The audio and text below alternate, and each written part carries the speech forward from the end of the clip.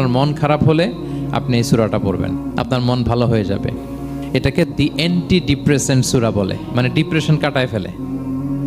আমাদের এরকম অনেক সময় হয় না যে হতাশ, দেয়ালে পিঠ ঠেকে গেছে, কোনো বের হওয়ার রাস্তা নাই, কই যাব, কোথাও সফলতা নাই, সবাই আমাকে ভুল বুঝতেছে, এরকম মাঝে মাঝে হয় না? আমাদের সবার লাইফে আপস অ্যান্ড ডাউনস আছে। আপনি যখন ভারাক্রান্ত হবেন, কষ্টে থাকবেন, এই সূরাটা পড়বেন, দেখবেন যে আপনার ডিপ্রেশন দূর হয়ে গেছে। তো আল্লাহর হাবিব সাল্লাল্লাহু আলাইহি ওয়াসাল্লাম যখন এরকম ভারাক্রান্ত ছিলেন, চিন্তিত ছিলেন, তখন আল্লাহর হাবিব সাল্লাল্লাহু আলাইহি ওয়াসাল্লামকে চিন্তামুক্ত করবার জন্য আল্লাহ তাআলা এই চমৎকার সূরাটি নাজিল করেছেন।